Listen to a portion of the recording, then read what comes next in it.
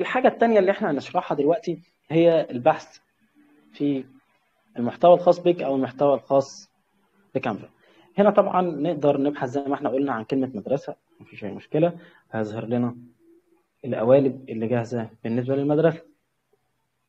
طيب نقدر نبحث عن كذا حاجة طبعا من غير اي مشكلة. لو احنا بصينا تحت هنلاقي كلمة القوالب متحددة برضو معانا في نفس الشكل. ولو رحنا على الاتجاه هنا واحنا شغالين على برضو على القوالب، اول ما ندوس على القوالب هتلاقي كلمة قوالب متحددة تحت ومتحددة فوق من غير اي مشكله. ودي حاجه طبعا ايه هتوفر علينا في الشرح، احنا مش هنشرحها مرتين اهو. هتلاقي القوالب ظهرت وكل حاجه نفس الشكل بدون ادنى مشكله. طيب تاني حاجه هنشرحها بعد كده هي طبعا كلمه تصاميم لك. اول حاجه احنا شايفينها قدامنا اول ما نفتح الابلكيشن هي تصاميم لك. بتلاقي هنا كلمه مثلا مستندات وفيديوهات وقصص والكلام ده كله، دي كلها اقتراحات ان انت تدخل تعدل على القوالب. بعدين بيقول لك تصاميمك الاخيره للحاجات اللي انت كنت شغال عليها، منشورات انستجرام ومنشورات اعلان، عندك مثلا الشعارات، عندك منشور فيسبوك وقصص والكلام ده كله، والسيره الذاتيه اللي هي السي في، وعندك شهادات ان شاء الله نعمل لكم كلكم شهادات الراوند ده باذن الله. عندنا هنا برضو ملصقات وصور مصغره اليوتيوب، كل دي قوالب جاهزه تقدر تدخل تعدل عليها. هنا بنفس الطريقه ولكن عاملهم لك من اليمين للشمال. عندك السوشيال ميديا جايبها لك كلها في ناحيه واحده. عندك فيديوهات مثلا تقدر تدخل تعدل على فيديو، هناخد مثال على الكلام ده. طيب هو في اصلا سيشن كامل عن الفيديو، ولكن احنا عايزين برضو نخطف حاجه كده سريعا ان احنا نستخدم زي قوالب الفيديو. هندخل مثلا على عرض الصيف اللي احنا شايفينه قدامنا، عباره عن فيديو برضو معمول مكتوب عليه عرض الصيف. لو احنا عايزين ندخل نعدل على الكلام المكتوب، ندخل نغير الفيديو اللي موجود، نقدر نعمل اي حاجه احنا محتاجينها، واكنه ديزاين بادئ معانا من الصفر بدون ادنى مشكله. مشكله ان شاء الله، ونحاول نكمل على نفس الريتم. احنا قطعنا جزئيه كبيره جدا في وقت صغير يعني الحمد لله. زي ما احنا شايفين طبعا هنا الحركه اللي انتم شايفينها قدامكم دي، نقدر نعدل على الكلام اللي مكتوب بدون ادنى مشكله. برضو احنا بنختار الجزء اللي احنا عايزين نعدل عليه وبنكتب الكلام بتاعنا وبنعدل عليه من غير اي مشكله. طيب هنا للاسف ده مش كلام مكتوب، ولكن هو عنصر جاهز زي ما هو. ما دام العنصر بدأ يتقص معاك بالشكل ده، اعرف ان عنصر جاهز مش كلمه مكتوبه. هو هنا بيعرض لك بس عباره عن حاجه بتعرض الشكل. طيب هنا عايزين نعمل مثلا عرض الصيف دي، نقدر نغيرها مفيش اي مشكله، دي كلمه مكتوبه. خليها مثلا بنتولا هي بالعربي. طبعا بنتولا اكتر حاجه قريبه لذهني دايما، فعلشان كده بستخدمها هي في كل حاجه.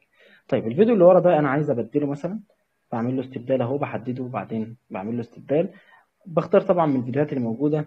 ممكن انا استخدم فيديوهات من الابلكيشن نفسه، او ان انا اعمل سيرش على اي فيديو موجود، مفيش اي مشكله. طيب اهو هنستخدم الفيديو ده مثلا. زي ما احنا شايفين الفيديو اتبدل بدون ادنى مشكله، نقدر نتفرج عليه دلوقتي اهو.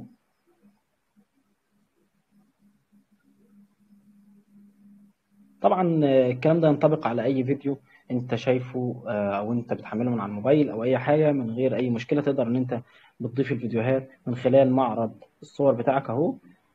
بعدين بتروح على الفيديوهات وتجيب اي فيديو انت عايز تضيفه وبتضيفه من غير ادنى مشكله. طيب كده احنا يعتبر شرحنا جزء مهم جدا، ازاي نعدل على القوالب الجاهزه سواء كانت فيديو او سواء كانت صور جاهزه، وازاي برضو ان احنا نعرف نحط موك ابس، ازاي ان احنا نعرف نغير الكلام، ازاي نعرف نعمل كذا، ازاي نعرف نعمل كذا. كل الكلام ده اتشرح بسرعه جميله في تلت ساعه برضو، ما كانتش الحاجه اللي طولنا فيها. كويس جدا احنا قاطعين شوط كويس لحد الان. فاحنا هنكمل بس الجزئيه اللي فوق دي، وبعدين ان شاء الله هناخد منكم كده مثلا 5 دقايق ناخد ارائكم في الشرح، ونشوف برضو لو في اي مشكله ونبدا نكمل مره تانية. طيب احنا هندخل دلوقتي على النقطه اللي بعد كده. بعد الفيديوهات هنلاقي عندنا كذا اقتراح زي الدي او سي اس او الدي او اس سي. هنشوف مع بعض دلوقتي. انا بصراحه ما استخدمتهاش، وهي عباره عن حاجه انت بتجدول فيها شغلك او ان انت بتكتب فيها تقارير او الكلام ده كله. واحنا ما بنعملش تقارير او جدول للشغل او الكلام ده كله، ولكن هنشوفها مع بعض. عندنا برضو عروض تقديميه، وعندنا موقع الكتروني اللي هو الويب سايت اهو.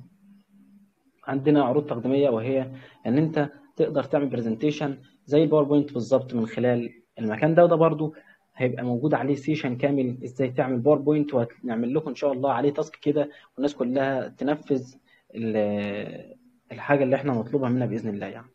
عندك اهو دي او سي اس، ده طبعا عباره عن تقارير او حاجه كده انت بتكتب فيها نتائج شغلك او الكلام ده كله، عباره عن جداول وجدولة. هي شبه السي في شويه، ولكن هي مش سي في، هي عباره عن نتائج للشغل اللي انت بتشتغل عليه. عندك هنا سبوره بيضاء. طيب السبوره البيضاء دي اقدر ان انا احط فيها اكتر من ديزاين جنب بعض، او ان انا اعمل فيها حاجه زي العصف الذهني اللي احنا شايفينه قدامنا ده.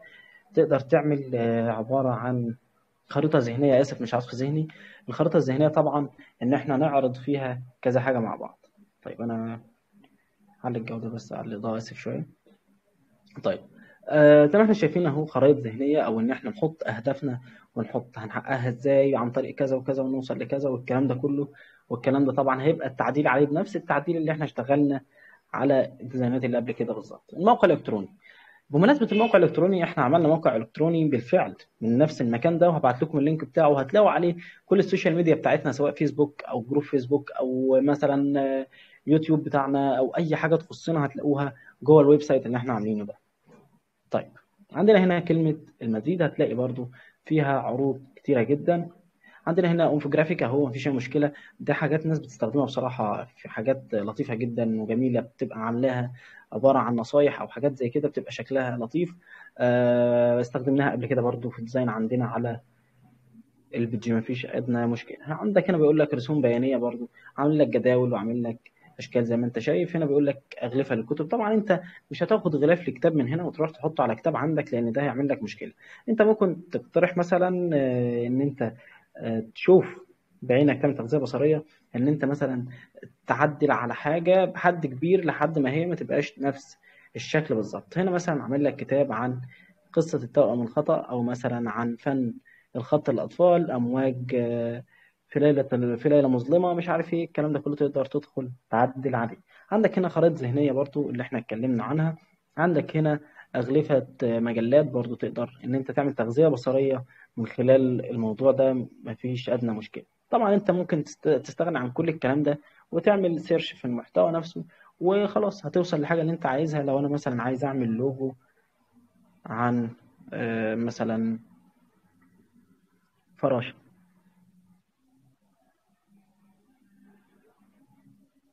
خلينا ان احنا نعمل سيرش مثلا، هيظهر لنا كذا شكل، مفيش ادنى مشكله. طيب ممكن مثلا ما يظهرليش نتائج خالص في السيرش اللي انا عملته دي، حد قال لي عليها امبارح. فانا هقول له حاول تختصر في الكلام اللي انت بتكتبه، حاول ان انت تختصر بقدر الامكان. حاول ان انت تكتب انجليش برضو، بيبقى التفاصيل ظاهره احسن بكتير من غيرها.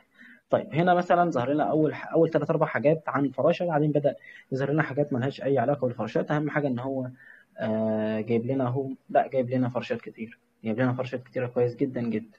طيب كده احنا عملنا عمليه بحث ناجحه 100%. دلوقتي اقدر اقول لك هتدخل على الجزء العملي، وهو هتتعلم فيه ازاي تصمم تصميم من الصفر، وهتعرف المقاسات معانا، وهتعرف كل الادوات اللي انت ممكن تحتاجها في التصميم.